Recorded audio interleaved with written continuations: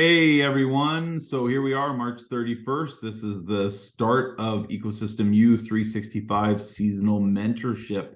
So this will be an element that you will get familiar with in this mentorship program. That is a series of photos that are fresh from the day and week that are presented in this slideshow, and I'm just going to discuss it as we go. So check it out. And here we go. All right, so first of all, let me introduce you to Athos, Milady, and Winter. These are Maremmas. We're doing a Maremma breeding program here. We are looking to increase the livestock guardian dog's traits of just passively observing the flock and then reacting when necessary. Not reacting to people, which the Maremma are known for. Some other livestock guardian dogs will be more aggressive with people. We are not training them to be aggressive with people. We're not worried about defending the property from people. We are worried about defending the herd against coyotes and, other aggressive animals that might come into the property. So they will do a little bit of guarding against people naturally, because if they hear something, they'll bark and go check it out. But we're really working on it in that way. So we'll get into more about the training in another video. But one thing I can say is training 3 dogs is trickier than training 1 or 2. So it really takes an effort to separate them and then work them together. So individually, as pairs, and as the triad here. The other thing I'd say is that we're working to create a guild within the farm with the animals in terms of how we balance all these different things out. And we'll get into that again further in other content. But thinking about how, when you have animals on the farm, what's the impact of that in terms of your management, and what other animals or other elements or other plants can help to balance that. So you'll see that we're working on a guild with sheep and goats and Maine Coon cats and Maremmas. So that's what we're developing as a guild, to try to balance out the need for, keeping mice down with the extra hay, protecting the livestock. And then in that guild is managing with the other plants like our fruit and our hillside full of various overgrown shrubs. So here they are having their breakfast, just, a little bit of a snack.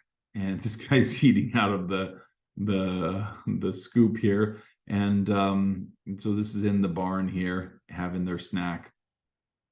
Let me introduce you here to our Nigerian dwarf goat. This is Jolene, and she is here with her new kid. It's a little boy, a little buck, and he's really got great coloring. We're very proud of this guy. Born a little bit early, so one of our farm hands actually did some good work to help, keep this little dude going and connecting well with mom.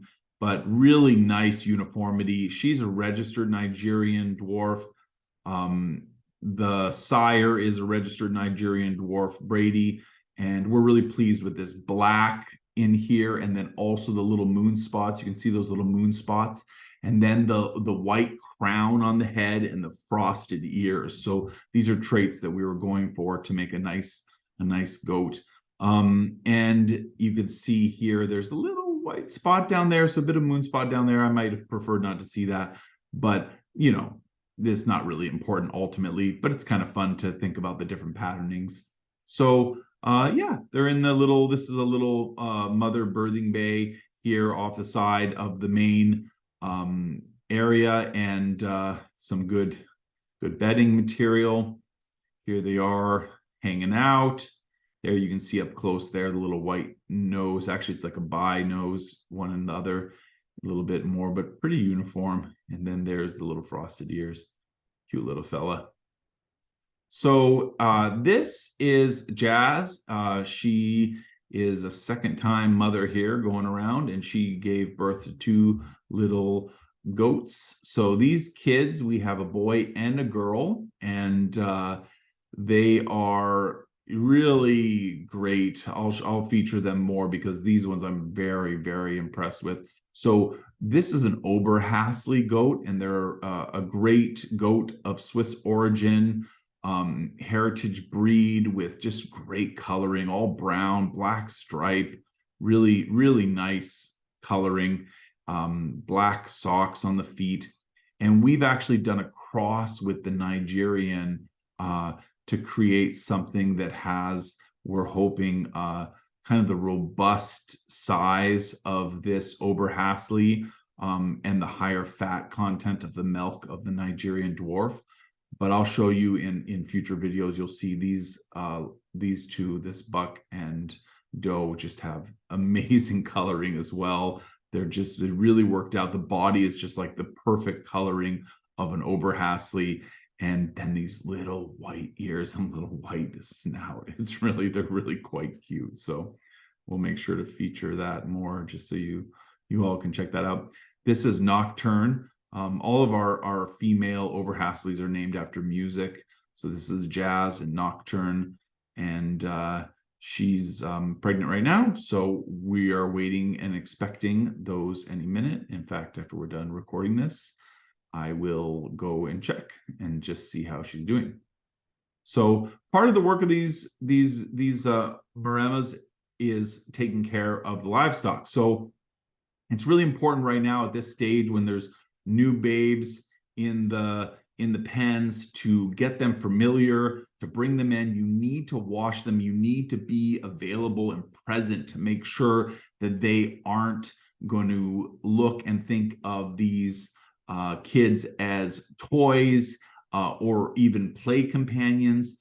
The Maremmas are not supposed to play with the livestock. So you need to correct them if they are engaging with the livestock in a way that's play. They should play with each other. And so part of the reason we have multiple Maremmas is to allow them to get that energy out together, though the side effect of that is that they can get too focused on that. So it's important to also give them time alone with the herd to individuate from that playfulness. But we really don't want them playing with the livestock. We just want them companioning, smelling, being present. The boy is particularly good. We're very excited about the offspring that he will have with the girls, particularly Milady. We're curious because she's very intelligent and sweet and loyal. And he's very simple, loyal, focused. And so we think that that'll make a great mix. And yeah, so we're introducing everybody a little bit, getting them used to each other. Yeah, just being present. So let them even in one at a time, just in the pen, and just watch. And as long as they lie down, sniff, lie down. So we want to, be careful with that, but so far that's going so good. And then it's also important to watch out with the other goats, with the babes too. They might pick at each other and butt each other. A little poking around is fine, but you don't want them getting too aggressive with the other kids of the other parent. So this is our barnyard here, and we are cultivating various nut trees in here around this area. So this is all old growth maple, but the understory coming up now is a series of pecans, walnuts, hazelnuts, things like that. They're all pretty well established though before we got the livestock. So I'm able to let them graze in here, which is nice because there's lots of areas in here that I want to clear out.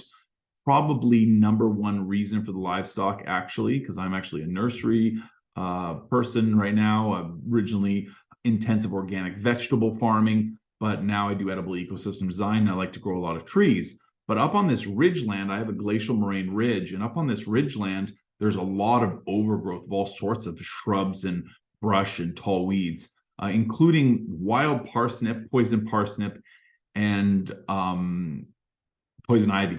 And so I'm bringing the herds in here to manage that, keep that back as an ecological way of handling those invasive poisonous weeds.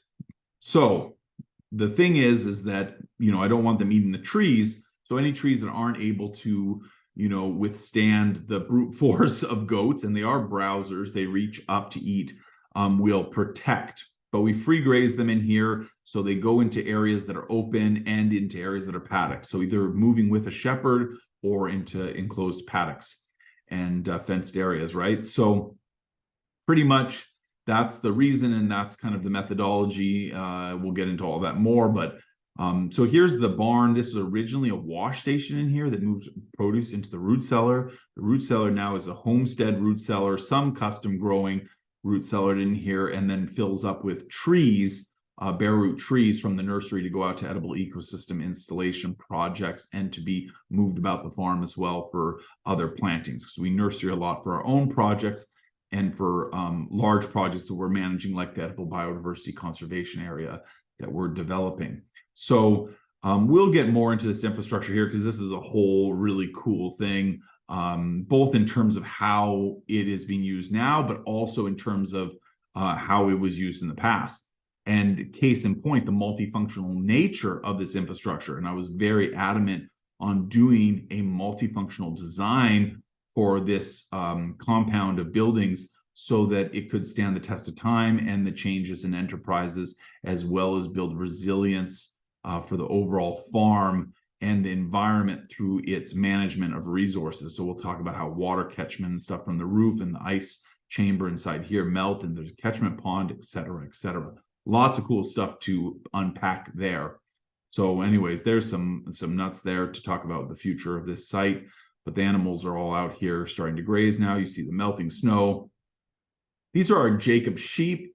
They are a heritage breed, apparently referred to in the Bible.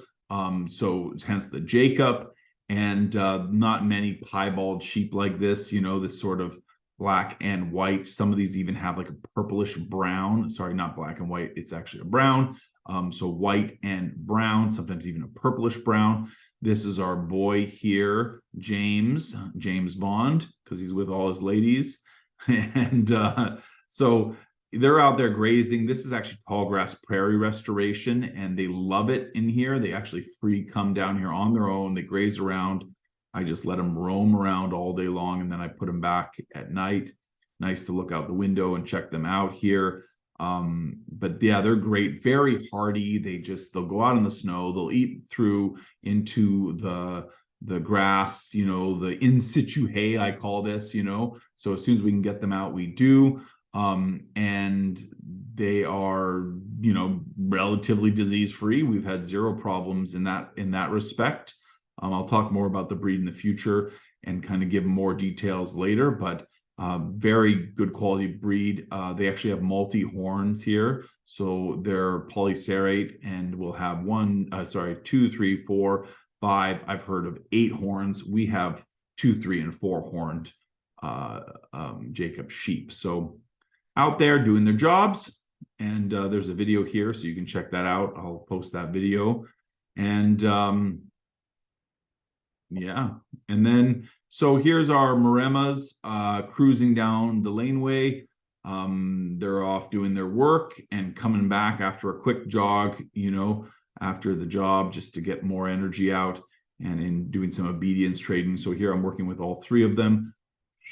And then, come, sit, and lie down, and then I'll get them to stay. So I work with both sound and word command and hand signals. So that's how I would do that and do that. So there they are, happy little bunch.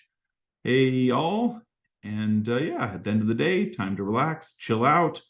One of the reasons I knew these 2 girls were a good fit for the farm is they readily enjoyed a nice scratch.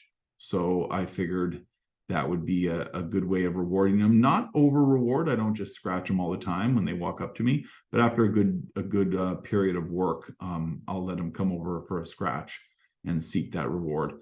Another reason they were well suited was that they, were really, when I picked these 2 up for this new program we're running here, they were, still out in the sun on a hot day, and, kind of engaging, chilling out.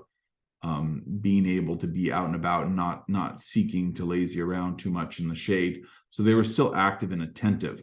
That being said, they're very high energy, the two girls. So maybe they're too active and attentive, and more on that later. The boy is more chill, and we're finding that that's actually a very great temperament for the livestock. But the girls, particularly one of them, is a lot more, I don't want to say smart, but pretty well much more receptive to commands. So there's an interesting dynamic there, and we'll fill you in on that as time goes along. So anyways, there's March 31st, 2023, and we'll see you tomorrow.